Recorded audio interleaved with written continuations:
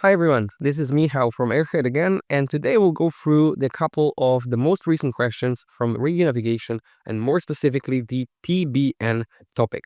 So we'll just discuss the performance-based navigation. We'll see the latest questions from that topic only, and we'll try to give you some in-depth explanations. So let's jump into the first question. During a flight, a pilot notices that the aircraft ANP, or actual navigation performance, is greater than the RNP, so required navigation performance. This is an indication that the aircraft accuracy within acceptable limits, as accuracy is the conformance between the required aircraft position and its position.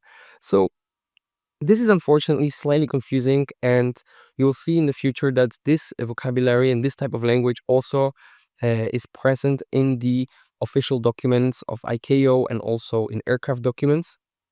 In Airbus, for example, ANP is called EP, um, ENP, sorry, EPE, sorry. So estimated position error. And the biggest trick here is to remember that ANP has to always be smaller than RNP. And this is the confusion. This is where it comes from. And you'll see that, for example, there are questions that will show you the navigation display, and they will show you ANP on the left and RNP on the right. Remember that ANP has to always be lower. So if it's a bit higher, that means that it is not in acceptable limits. So in this case of the question, when the ANP is greater than RNP, this means that the aircraft accuracy is not within acceptable limits, as accuracy is the conformance between the required aircraft position and its true position. The desired position and the actual position will be in the case of navigation system error, but we'll get to that slightly later. So for question number 2, which of the following statements is correct regarding RNAV or RNP in terms of performance monitoring and alerting of the area navigation system? So just to get it out of the way, the biggest and the key difference between RNP and RNAV is the onboard alerting and monitoring that is required for an RNP, and it is not required for an RNAV system. And this is where the RNP and the PBN kind of focuses in terms of the newest technologies and the newest types of systems. And RNAV, of course, the specification given after, so 1, 4, 10, this means that we need to be able to follow route plus minus 10 or 1 or 2 or whatever the specification is for at least 95% of the time. In RNP, there is no such requirement. RNP essentially ensures that we will always follow the required specification, and if not, we will get alerted within 6 to 15 seconds. So going through the possible answers here, and of course we can see that the answer Charlie, in this case, RNP specifications included the requirement for onboard performance and monitoring and alerting, is the correct one right away. And we can see this here. For this type of questions, remember that there are two things that the pilots have to be able to monitor in terms of RNP, and this is flight technical error and navigation system error. The path definition error is something that the pilots cannot monitor, and some questions do ask about this specifically. And of course, the alerting part of the RNP system means that the system has to be able to alert if we are outside of the required limits, and this has to be done within 6 to 15 seconds most usually. For question number 3, the total system error assumed in PBN operations encompasses which 3 of the following errors? So the 3 key errors is the navigation system error, is the path definition error, and flight technical error. And of course, the path definition error, this is the error between the route we want to fly and the route that is being defined in our navigation system, or for example, the FMS in the airliners. The flight technical error is the error that has to do with the ability to follow the route manually, or the accuracy of the autopilot to do exactly that thing. To minimize this error, we actually do use the autopilot, as we pilots, we humans, are much less accurate than the autopilots. However, autopilots also do have some deficiencies. And lastly, navigation system error. This is the error between our desired and actual position.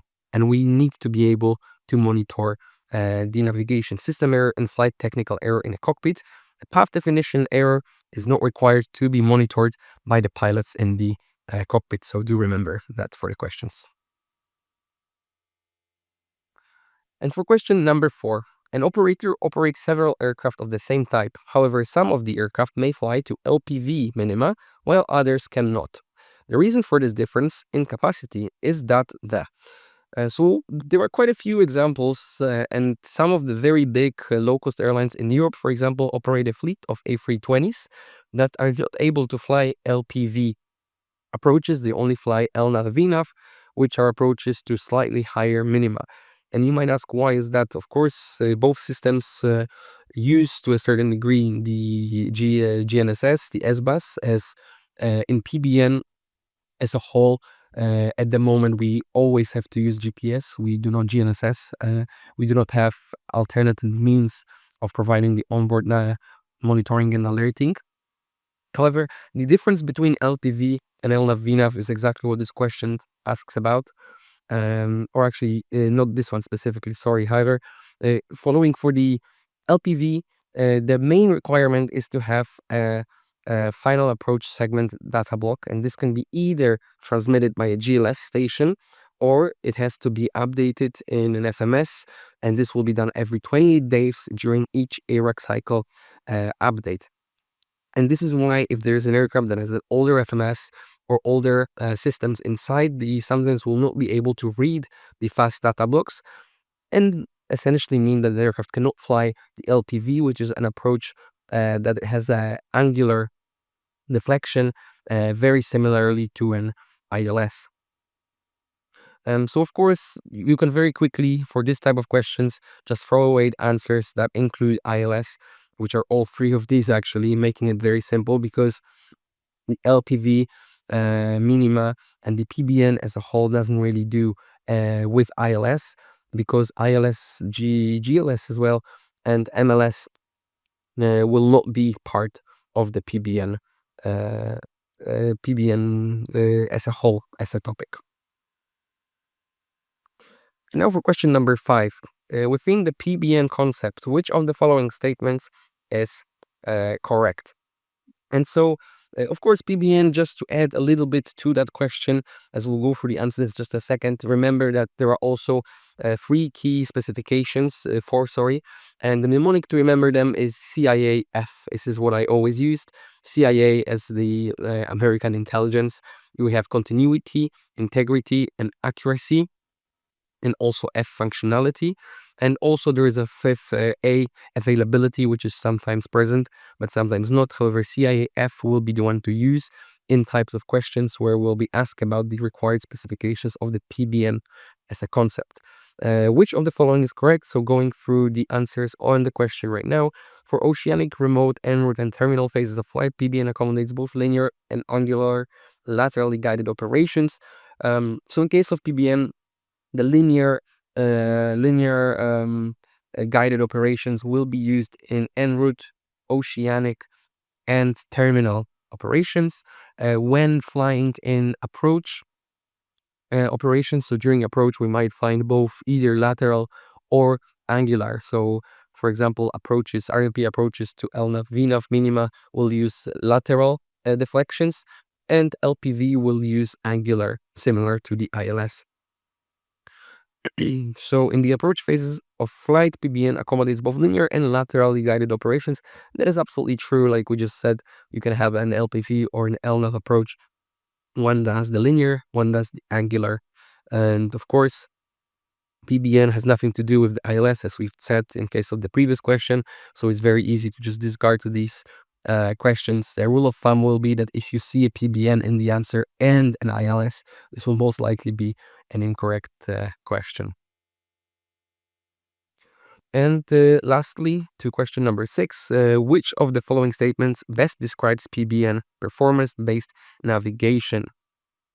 So for PBN, remember that this is a new way of navigating. This is how aviation is making a step forward to go into the new age, new era of navigating.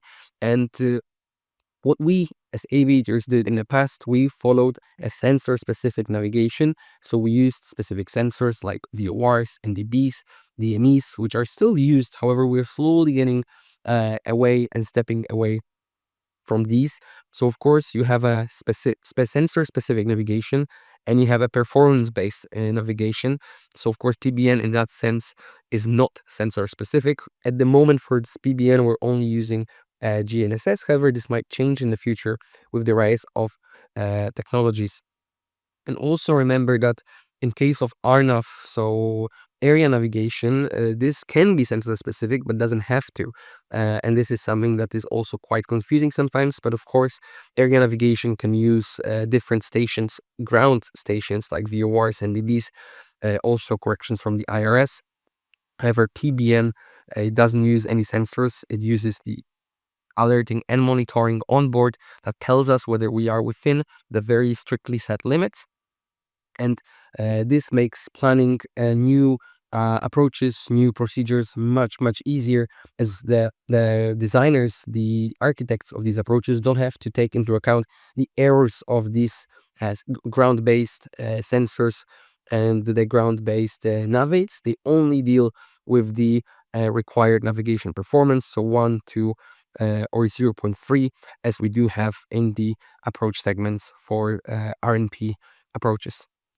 And this will be it for these questions. So all of the questions we just saw have appeared in exams, in the latest exams across all EASA authorities. So I hope this was helpful. If you have any questions, always feel free to ask down in the comments or message Airhead on Instagram. But for now, this is everything for today. So I wish you all the best with your radio navigation exams, and I'll see you next time. Bye-bye.